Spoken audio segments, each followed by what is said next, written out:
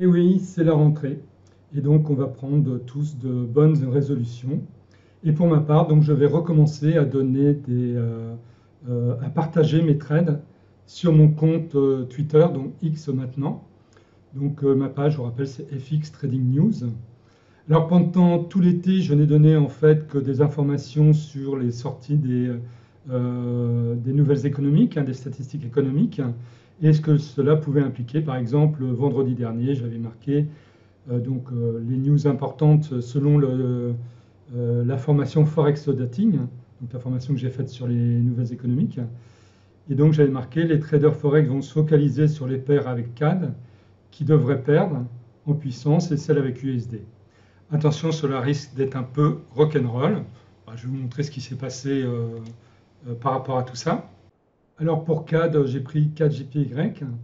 Donc là, voilà la journée de vendredi, c'est entre ces deux lignes verticales en pointillé.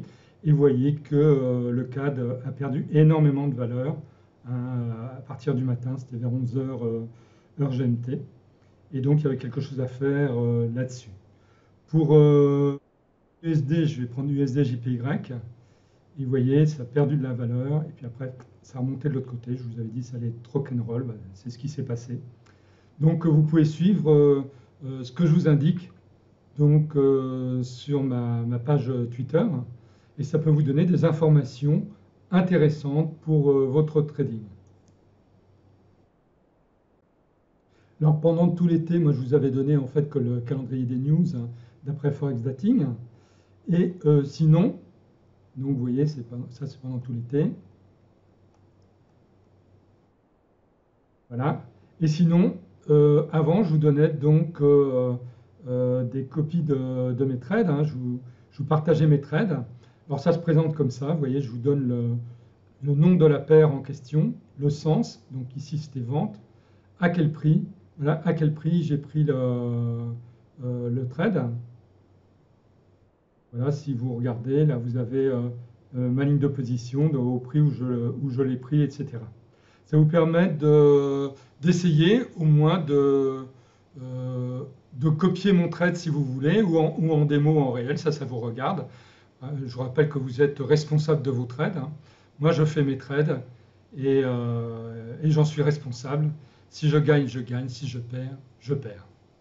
Alors, pour vous donner une idée, donc ça, ce sont des trades que j'ai effectués la semaine dernière. Donc, je ne les ai pas donnés sur ma page Twitter parce que je ne recommence officiellement que donc, lundi. Mais voilà quand même ce que j'ai fait, ça va vous donner une idée. Donc, vous voyez, 28 août à 13h34, heure de ma plateforme qui est en GMT. Donc, voilà tous les trades que j'ai fait. Alors, tous les trades, moi, j'y passe avec mon robot EATFL. C'est pour ça que ça marque EATFL au niveau de chaque trade. Voilà, donc tous les trades. Alors moi j'ai donc effectué la semaine dernière 28 trades. Là vous avez l'évolution de la courbe. Alors ce qui est important de voir, bon l'évolution de la courbe c'est intéressant au bout d'une semaine parce qu'on peut quand même voir comment ça se passe. Mais ce qui est plus important, c'est ce que je vous rappelle toujours, c'est le profit factor, qui est en fait la somme des gains, le gross profit ici, sur la somme des pertes, le gross loss ici. Donc c'est 1381,53 divisé par 69,76, ce qui vous fait un profit factor de 19,80, ce qui veut dire que j'ai eu 19,80 fois plus de gains que de pertes. Alors en termes de trades profitables, eh bien là j'en ai eu 85,71%. J'ai eu voilà. J'ai eu 24 trades gagnants et donc 4 perdants. Ça aussi, c'est intéressant. Alors, ce qu'il faut savoir, c'est que personnellement, je trade en basket. Ça veut dire quoi? Ça veut dire que je mutualise les risques de mes trades en ayant un objectif global avec une augmentation de capital qui, pour moi, je le définis à plus 3%. Ça, c'est important. Je vais vous montrer ce que j'utilise pour ça.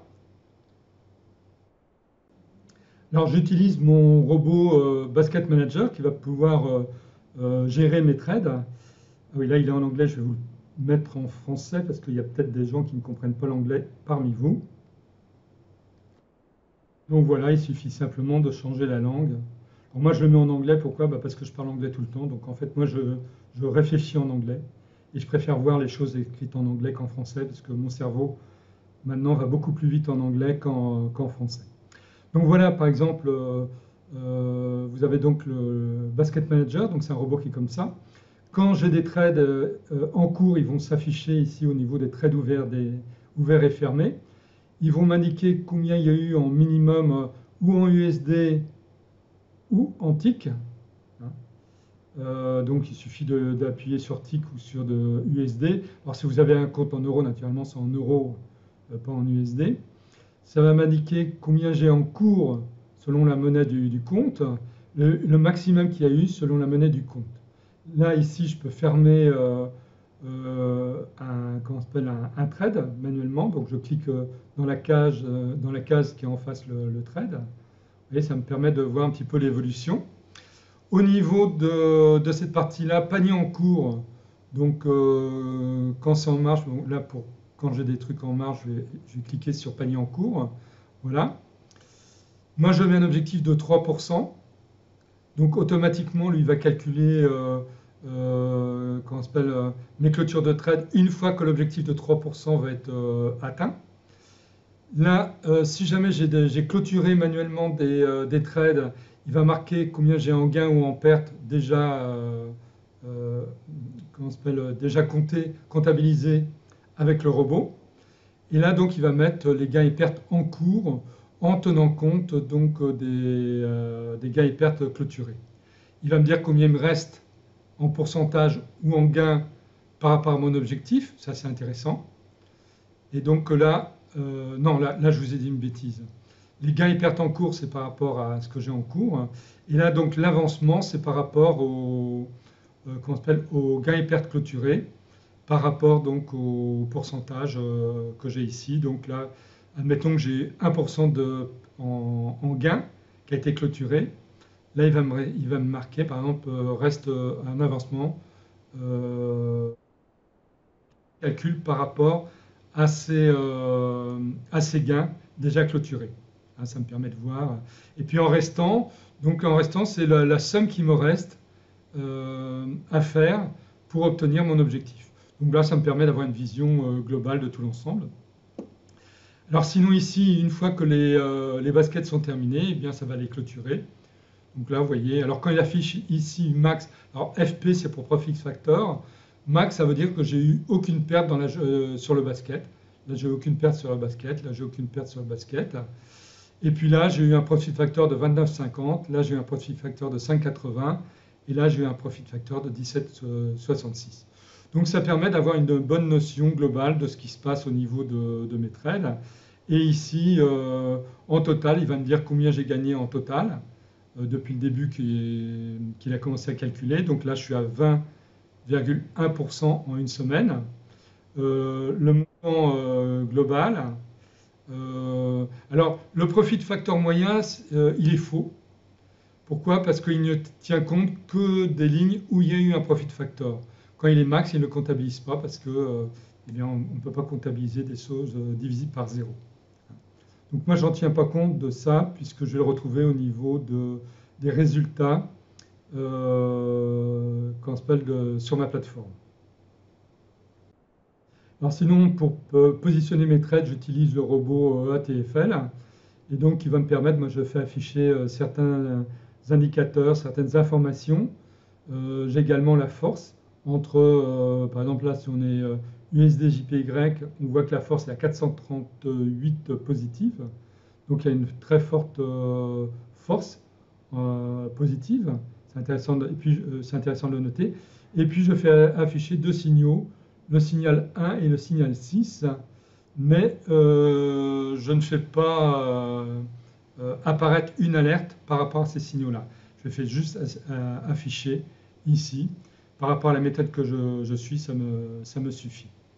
Sinon, bah, avec le robot EATFL, ça me permet de positionner comment on s'appelle, des trades directement avec le comment on s'appelle, market order. Donc voilà en gros comment je fonctionne. Alors là, je vais vous montrer maintenant les différents trades que j'ai fait. Donc là, vous avez l'ensemble des trades. Vous voyez, 1311,77, c'est le total de tous les trades. Là, en commentaire, vous avez comment ça a été pris, donc grâce au robot ATFL. Donc, je vais vous montrer par rapport au graphique exactement où j'ai pris les trades et où ils ont été clôturés, donc avec comment on s'appelle, le robot Basket Manager. Donc là, j'ai eu deux trades la première journée en fait. Je vais vous montrer ça. Alors, lundi 28, j'ai effectué deux trades simplement. Hein, ça suffit. Donc le premier trade, c'était sur US 30. Donc c'était un trade en vente qui m'a rapporté pas grand-chose, hein, 14 US dollars.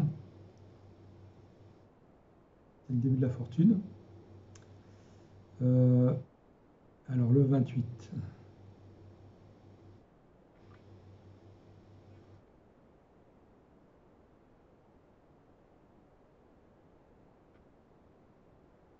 Voilà. C'est donc ici. C'est donc un trade en vente. Bon, je vais le cadrer un peu plus, hein. Voilà. J'ai pris ici en vente. Il a été clôturé ici parce que c'était le basket, hein, qui s'est clôturé. C'est un trade que j'ai clôturé manuellement. J'étais en train de regarder parce que c'est pas la même heure. Donc j'ai clôturé manuellement parce que j'avais peur que ça reparte qu'on s'appelle en achat. C'est ce qui s'est passé par la suite, hein. Là, j'avais des signes comme quoi ça pouvait repartir en achat. Là, on avait un hammer, donc c'était dangereux. Ensuite, j'ai eu donc XAUUSD qui était un trade en vente, qui lui m'a rapporté 190,43. Donc le trade en vente. Voilà. Donc c'était ici. Vous voyez, je me suis positionné en vente ici et c'était clôturé ici. Alors vous voyez, hein, j'ai pris vraiment pratiquement au plus haut pour shorter AUD XAU USD, donc l'or. Alors pour la journée suivante, donc du mardi, donc le 29, j'ai fait 3, 4, 5, 6, 7, 8 trades en totalité. Donc je vais vous montrer maintenant ce que ça donne. Je vais réduire ça.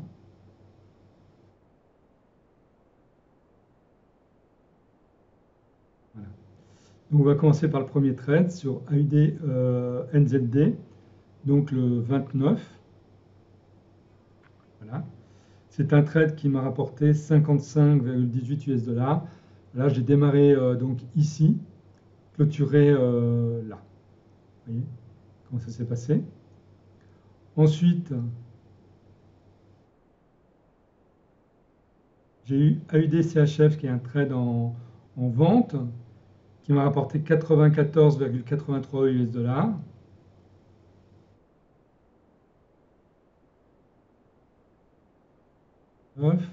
Voilà. Démarré donc ici, vous voyez, en vente. Hein, là, il y en a beaucoup qui seraient partis en achat. Maintenant, je suis parti en vente, hein.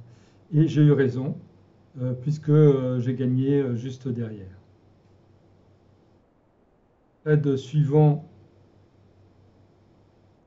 était un trade sur AUD-CAD en vente qui m'a rapporté 56,39 US dollars.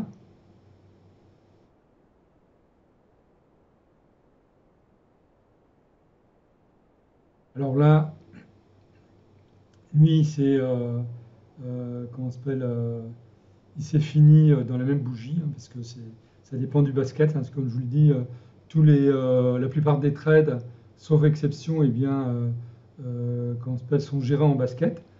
Par contre, je clôture de temps en temps des trades manuellement quand je sens avec le graphique que ça peut repartir dans l'autre sens de façon dangereuse. Donc là, démarrer ici en vente, clôturer ici. Donc 56,39. Ensuite, c'était sur USDJPY, c'est un trade en vente, donc qui lui a été clôturé sur objectif. j'avais positionné un objectif. Alors très souvent, je positionne un objectif, hein, et si jamais l'objectif est atteint, eh bien, ça me permet d'engranger des gains qui vont simplifier un petit peu la gestion de de mon basket, hein. Donc là, je dis USD JPY, donc c'est ici. 9. Voilà. Donc je me suis positionné ici en vente. Vous voyez, bon, là, les cours continuent un petit peu à monter, puis après, ils sont écroulés. Et là, mon basket s'est clôturé. J'aurais pu gagner naturellement beaucoup plus si je n'avais pas clôturé en basket. Mais personnellement, je préfère gérer en basket. C'est beaucoup plus relax par rapport donc, aux autres systèmes de trading, trade par trade. Ensuite, j'ai eu un trade sur CHFJPY. Alors lui qui m'a rapporté 21,31. C'est un trade en vente. Voilà. Voilà, il a été clôturé ici parce que c'était la clôture en basket, hein. Et sinon, j'aurais pu gagner beaucoup plus sur ce trade-là. Vous voyez, quand même, j'ai positionné un trade en vente, vraiment où beaucoup de gens, en fait, se seraient positionnés en achat. Mais moi, je pensais vraiment que ça allait partir en vente à ce niveau-là. C'est pour ça que je vous montre comment j'effectue mes trades, parce que ça peut vous faire peur. Je ne trade pas de façon traditionnelle, hein. Alors, le trade suivant, c'était sur EuroJPY, c'était un trade en vente qui a rapporté 26,36. Pareil, hein, il n'a rapporté pas grand-chose parce que c'est pareil, c'était dû à la gestion en basket. Donc vous voyez, démarrer ici, clôturer là, et ça a descendu beaucoup, beaucoup plus. J'aurais pu gagner nettement plus sur ce trade-là, bien sûr. Ce trade-là, c'était sur EuroCAD, c'était un trade en vente. Là, par contre, qui a été perdant un petit peu, donc toujours par rapport à cause de la gestion en basket. On a quelques petits trades perdants. Donc là, c'était un trade en vente ici. Les trades sont montés, ça a clôturé, puis après les trades sont descendus. Des choses qui arrivent. Et ça me fait une toute petite perte. Alors le trade suivant, c'était sur XAUUSD. Alors XAUUSD, je vais vous montrer d'abord où c'était dans le graphique. Voilà. Donc c'était un trade en vente que j'ai positionné ici.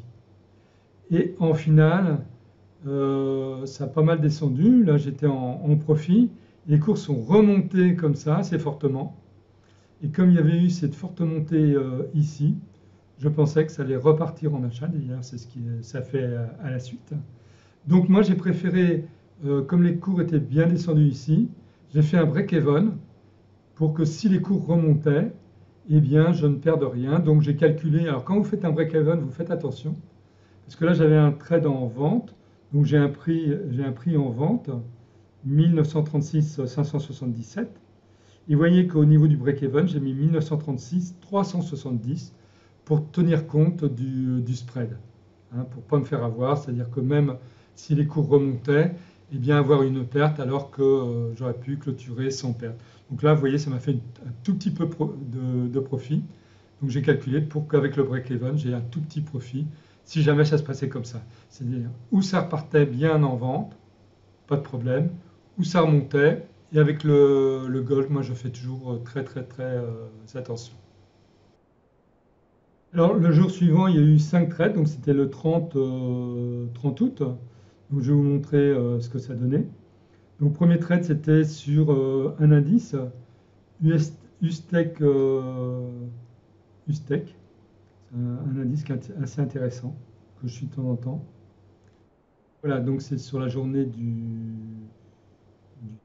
30. 30 août, c'est là. C'était un trade en vente, donc moi je suis parti ici en vente et j'ai clôturé ici, vous voyez, avant que ça remonte. Alors, USTEC, c'est l'indice des technologies, des 100 valeurs les plus importantes technologiques américaines, pour ceux qui ne connaissent pas. Donc, vous voyez mon trade. Donc Donc là, je pensais vraiment que ça allait partir en vente. Et quand ça a remonté ici, ben, j'ai clôturé donc le trade. Ensuite, j'ai eu... c'était là. CHFJPY. Alors là, j'ai gagné rien du tout, hein. Ça s'est clôturé avec toutes les autres, avec le basket à midi. Vous voyez. Donc en fait, c'était équilibré. J'ai gagné 1,86 $ sur cette opération-là. Vous voyez, c'était un trade en vente. Après, ça a vraiment chuté, mais c'était les jours d'après. Mais sur cette journée-là, ça faisait du ranging. Après, j'ai eu EuroJPY qui était en vente. Il m'a fait gagner 29,85. Là, c'est ici. Trade en vente ici. Je me suis positionné en vente ici.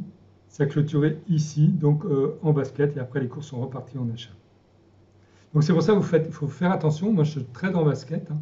Donc si vous suivez mes trades, eh bien vous faites comme moi, vous tradez en basket. Vous faites attention. Après, quand vous avez des retournements de tendance, comme ici, vous avez un retournement de tendance, bah, il fallait clôturer.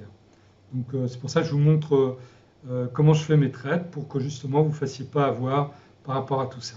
Il faut vraiment que vous compreniez comment moi je procède pour essayer de dupliquer ce que je fais. Alors le trade suivant, c'est sur EuroCHF. C'était un trade en vente.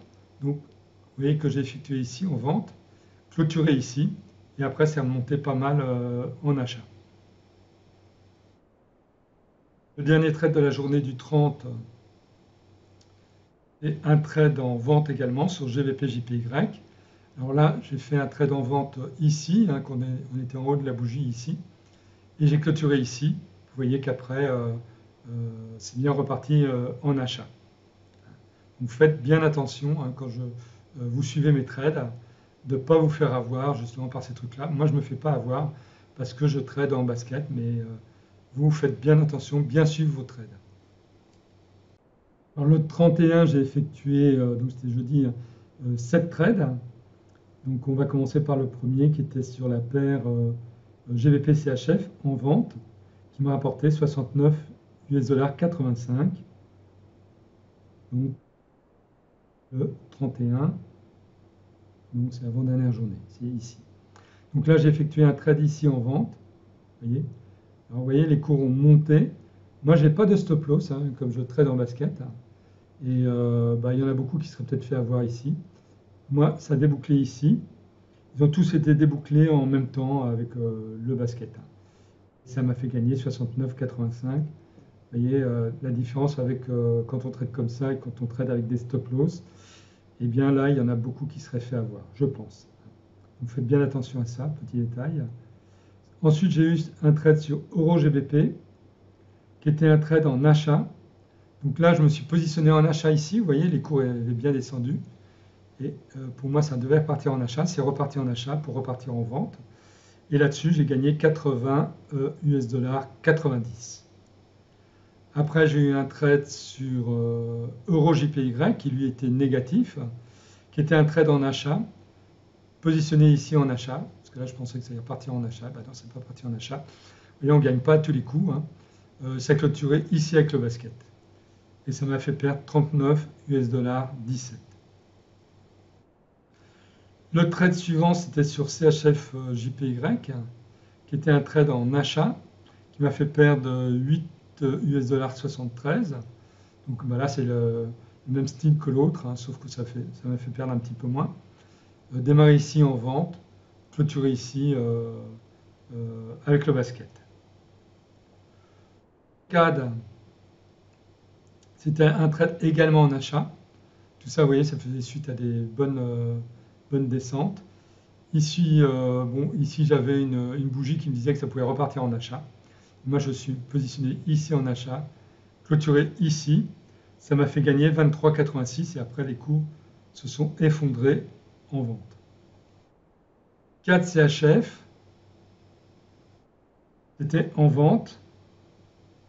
Ça m'a fait gagner 49,42 $. Vous voyez, c'était ici en vente. Et j'ai clôturé ici, puis après les cours sont repartis en achat.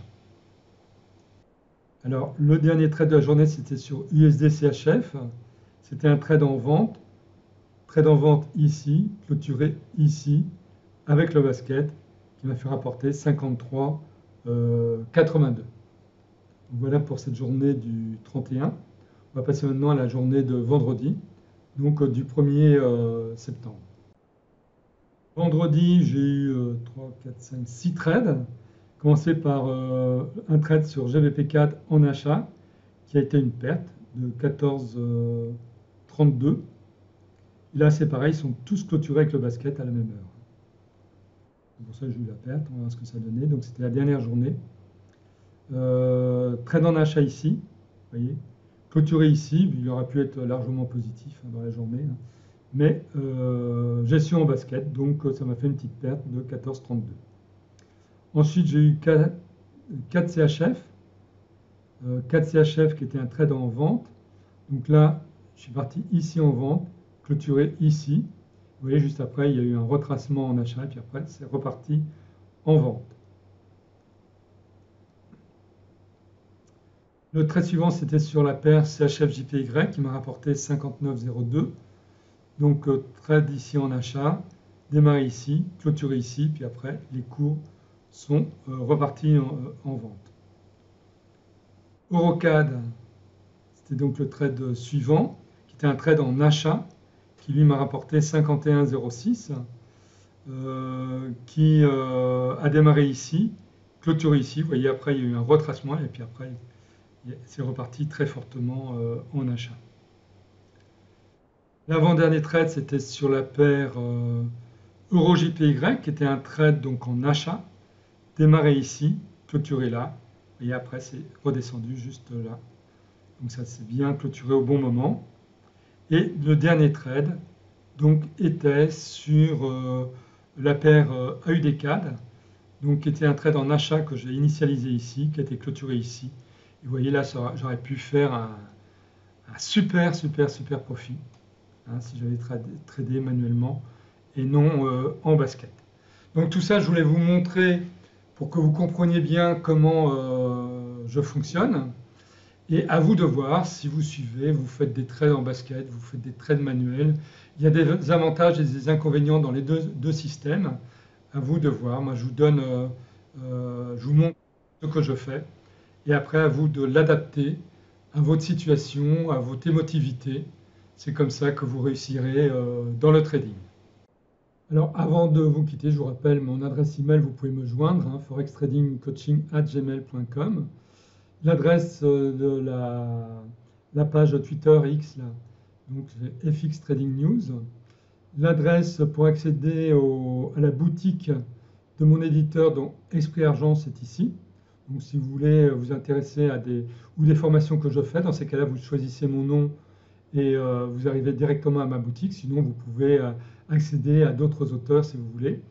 Et je vous rappelle que encore pour quelques jours, donc dépêchez-vous si jamais ça vous intéresse, vous pouvez bénéficier d'un coupon de réduction de moins 30% sur toute ma boutique et même les robots, ce qui en général ne se fait pas, parce qu'en général ça ne dépasse pas moins 20% sur les robots. Donc dans ces cas-là, il faudra indiquer le code promo ERIC30.